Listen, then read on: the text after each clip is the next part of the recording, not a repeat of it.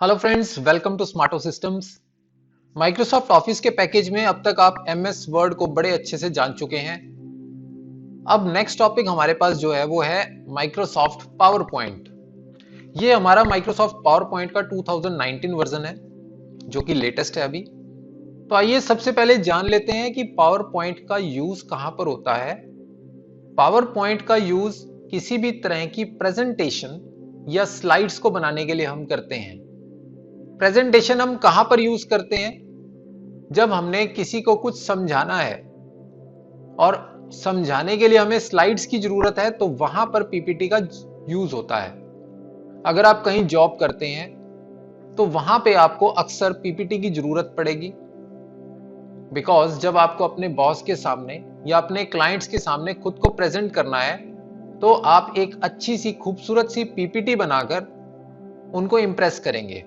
उसी तरह से अगर आप एक स्टूडेंट हैं, स्कूल या कॉलेज में भी पीपीटी की जरूरत पड़ती है जब आपको अपने प्रोजेक्ट्स के ऊपर प्रेजेंटेशन देनी होती है। ज्यादा जानकारी के लिए आइए स्टार्ट करते हैं। एक पीपीटी बनाएंगे तो खुद ब खुद हम समझ जाएंगे कि पीपीटी का क्या यूज होता है।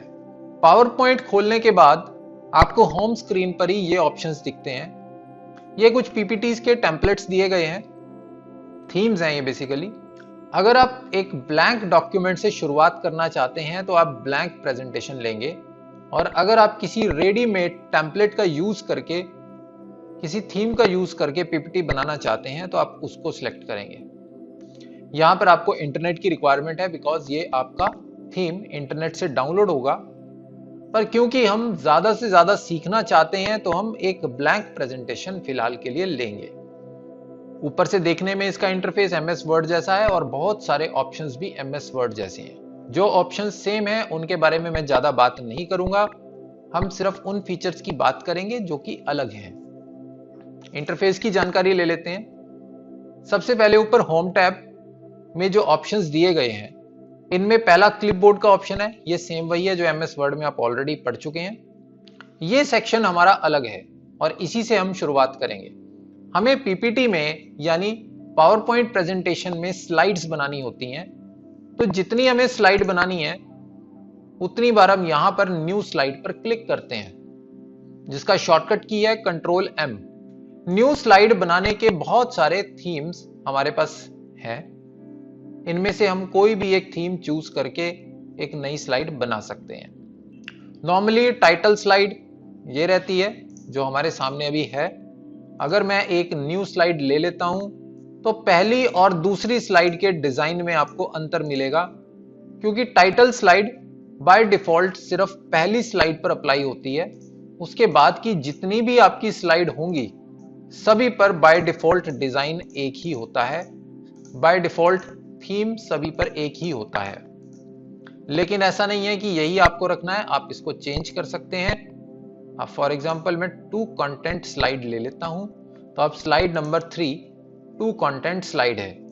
अब मैंने बात कर ली इन थीम्स की, लेकिन इनका क्या यूज है उसके बारे में बात कर लेते हैं। आज की मेरी स्लाइड का टॉपिक है टेंसेस। तो मुझे टेंसेस के ऊपर एक स्लाइड बनानी है, तो हम एक स्लाइड बनाएंगे और साथ के साथ प्रेजेंटेशन बनाना, पावर पॉइंट प्रेजेंटेशन बनाना भी सीखेंगे। ये जो बॉक्स आप देख रहे हैं इसमें आपको अपने टॉपिक का नाम लिखना होता है। प्रेजेंटेशन का जो भी आपका टॉपिक है उसका नाम आपको इस बॉक्स में लिखना होता है। ये टेक्स्ट बॉक्स है। टाइटल स्लाइड में 2 टेक्स्ट बॉक्स बनते हैं, एक ऊपर और एक नीचे। सब टॉपिक लिख सकते हैं, यहाँ पे नाम लिख सकते हैं। बहुत सारे स्टूडेंट्स मुझसे पूछते हैं कि हमें पावर पॉइंट के फीचर्स तो आते हैं लेकिन स्लाइड बनती कैसे है, प्रेजेंटेशन बनाए कहां से, शुरुआत कहां से करें। क्योंकि अधिकतर लोग इस चीज में परेशान हो जाते हैं कि बनानी कैसे है, क्या लेना है, कहां से डाटा लेना है, किस तरह से लेना है। उन सब चुनौतियों पे, उन सब चैलेंजेस पे भी हम इस कोर्स में बात करेंगे। सबसे आसान तरीका यह है कि सबसे पहले आपके पास जितने टॉपिक्स हैं या जितना कंटेंट है उसको आप भर लें। डिजाइनिंग, ट्रांजिशन, एनिमेशन, इन सब पे आप बाद में जाएं। अब टाइटल स्लाइड मैंने ले ली, लर्न टेंसेस बाय ज्योतिष खन्ना। सबसे पहले मैं अपना कंटेंट फिल करूंगा, उसके बाद स्लाइड नंबर 2 यानी पेज नंबर 2 पर मैं आ जाऊंगा। यहां पर हमें पॉइंट्स लिखने होते हैं। स्लाइड्स का मतलब ये नहीं है कि आप डिस्क्रिप्शन में जाएं, स्लाइड्स में हमेशा बात पॉइंट्स में होती है। सबसे पहले मैं लिखता हूं यूजेस ऑफ वर्ब, अगली स्लाइड में बना लेता हूं। अब स्लाइड नंबर 3 पे आप देखें जो इसका थीम है वो अलग है, बट मुझे ये वाला थीम नहीं चाहिए, मुझे इसको चेंज करना है। तो राइट क्लिक करके लेआउट में जाके आप यहां से इसका थीम चेंज कर सकते हैं। मुझे टाइटल एंड कंटेंट वाला लेना है तो मैं इसको ले लूंगा। टाइप्स ऑफ टेंसेस, और उसमें अब जैसे मैंने बात करी कि हर चीज हम पॉइंट्स में लिखते हैं, तो पॉइंट्स में लिखने के लिए यहाँ पे बुलेट्स ऑटोमेटिक अनेबल रहते हैं। प्रेजेंटेशन में हमें इस फीचर को अनेबल नहीं करना होता, बाय डिफॉल्ट ही अनेबल रहता है। मैं चाहूं तो इसको यहां से बंद कर सकता हूं बुलेट्स को, लेकिन क्योंकि पॉइंट्स लिखने हैं तो ये मैंडेटरी फीचर है।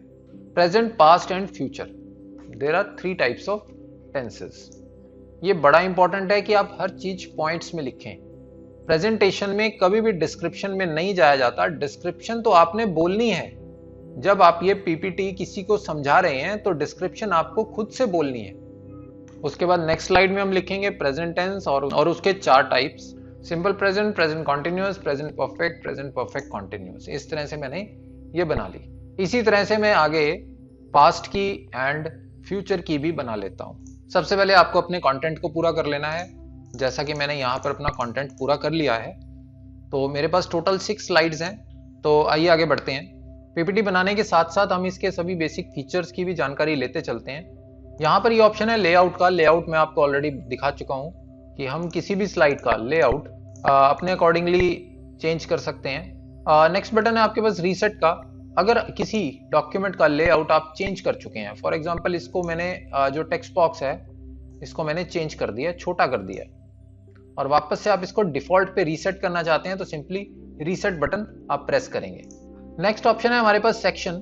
ये सेक्शन कुछ उसी तरह से काम करता है जैसे एमएस वर्ड में हमने सेक्शन ब्रेक यूज किया था, लेकिन यहां पर इसकी यूटिलिटी उतनी ज्यादा तो नहीं है जितनी एमएस वर्ड में थी, बट हाँ आपकी स्लाइड्स को डिफरेंशिएट जरूर करता है। आप अपनी स्लाइड्स को अलग अलग ग्रुप्स में बांट सकते हैं। अब जैसे यहां पर क्लिक करके मैं एक सेक्शन इंसर्ट कर देता हूं। अब नीचे की तीनों स्लाइड्स एक सेक्शन में हो गई हैं, जिसका नाम मैं दे रहा हूं टाइप्स ऑफ टेंसेस। तो अब देखिए ये टाइप्स ऑफ टेंसेस 3 है, प्रेजेंट, पास्ट एंड फ्यूचर। अब ये 3 टाइप्स जो मेरे पास हैं उन तीनों के मैंने एक ग्रुप बना दिया है। ग्रुप कह लें या सेक्शन कह लें, इन तीनों का मैंने एक सेक्शन बना दिया है। अब ये एक्सपेंड भी कर सकते हैं, इसको आप कोलैप्स भी कर सकते हैं। उसके बाद आता है हमारा फ़ॉन्ट सेक्शन। फ़ॉन्ट सेक्शन में जितने भी ऑप्शंस हैं ये सब आप ऑलरेडी एमएस वर्ड में पढ़ चुके हैं, तो मैं इनको रिपीट नहीं करूंगा।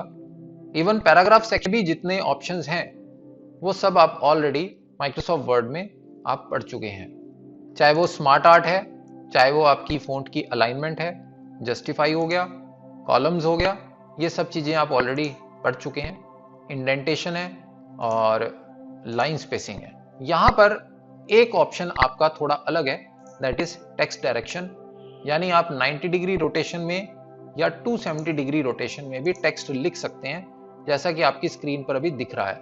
उसी के साथ ही अलाइन टेक्स्ट भी आप कर सकते हैं, यानी टॉप पे, मिडल में या बॉटम में। तो ये आसान है, आप इसको कर सकते हैं। उसके बाद ड्राइंग से रिलेटेड जितने टूल्स हैं ये सब वही शेप टूल्स हैं जो माइक्रोसॉफ्ट वर्ड में आपने देखे थे। अरेंज वाला पूरा सेगमेंट ये वही है जो इमेजेस पर अप्लाई होता है।